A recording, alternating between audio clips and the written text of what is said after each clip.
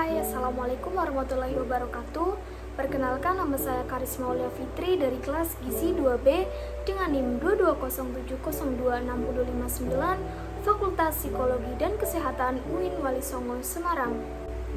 Di sini saya akan menjelaskan salah satu dari indera manusia, yaitu indera pengecap.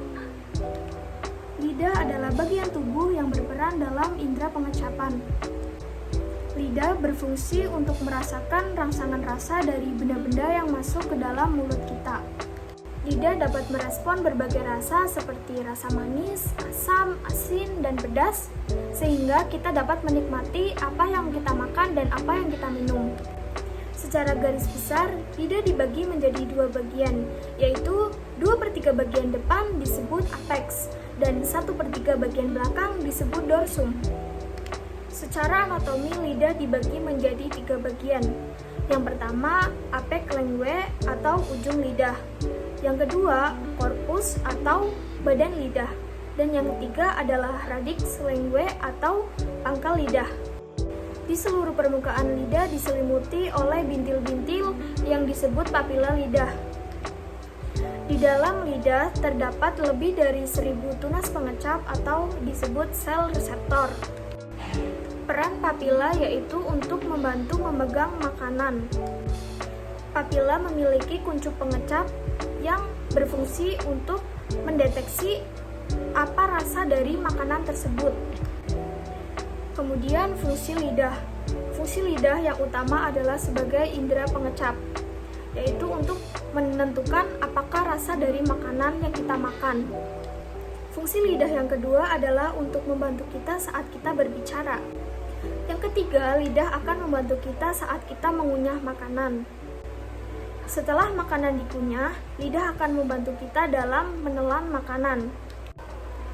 Selain itu, lidah juga membantu kita dalam merasakan panas, dingin, kasar, dan halus. Dalam mendeteksi rasa dari makanan yang kita makan, lidah memiliki bagian masing-masing dalam mendeteksi rasa. Pada bagian ujung lidah, kita dapat merasakan dua rasa. Yang pertama, pada bagian depan ujung, kita dapat merasakan rasa manis, sedangkan pada bagian pinggir, kita dapat merasakan rasa asam. Kemudian, pada bagian badan lidah, kita dapat merasakan rasa asin. Sedangkan pada bagian pangkal lidah, kita dapat merasakan rasa pahit. Kemudian cara lidah bekerja. Yang pertama, makanan atau minuman yang telah berupa larutan di dalam mulut akan merangsang ujung-ujung saraf pengecap. Setelah itu, rangsangan tersebut diteruskan ke pusat rangsang di otak. Lalu, otak menanggapi rangsangan tersebut sehingga kita manusia dapat merasakan apa yang kita rasa pada makanan atau minuman yang telah kita konsumsi. Kemudian, fisiologi pengecapan.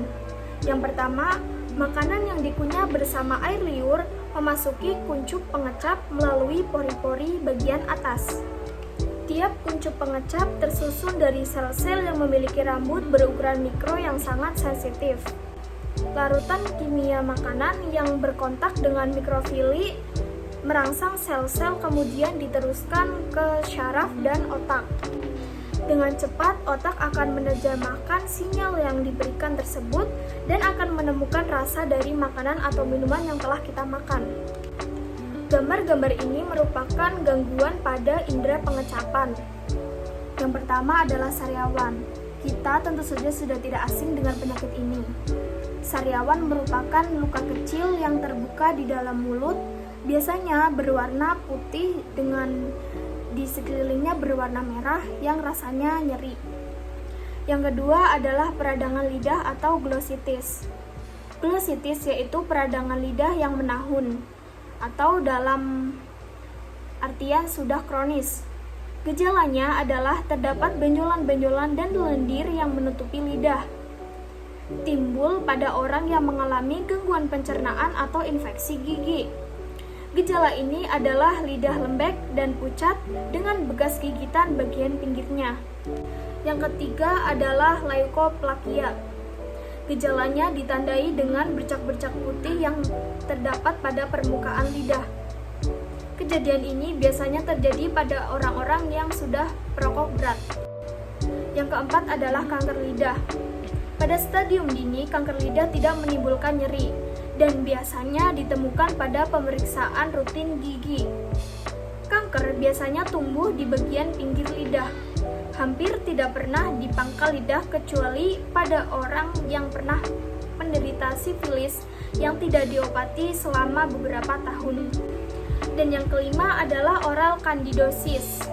Penyebabnya adalah jamur Candida albicans. Gejalanya lidah tampak tertutup seperti lapisan putih yang dikerok. Gambarnya seperti ini. Yang keenam adalah fissure tongue. Lidah akan terlihat pecah-pecah, kadang garis hanya satu atau bisa saja garisnya bercabang. Gambarnya seperti ini. Yang ketujuh adalah geographic tongue, yaitu kondisi di mana lidah seperti peta, berpulau-pulau, baik banyak maupun sedikit. Bagian berpulau-pulau tersebut berwarna merah dan licin. Lebih parahnya dikelilingi pita putih tebal seperti peta. Yang kesembilan adalah bifid tongue atau cleft tongue, yaitu kondisi di mana terjadinya penyatuan lidah sebagian atau lidah terbelah. Yang terakhir adalah makro dan mikroglossia. Makroglossia merupakan kondisi di mana lidah memiliki ukuran yang lebih besar dari ukuran normalnya. Sedangkan mikroglossia merupakan kondisi di mana lidah memiliki ukuran yang lebih kecil dari ukuran pada umumnya.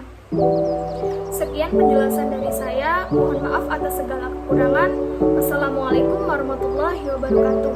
Terima kasih.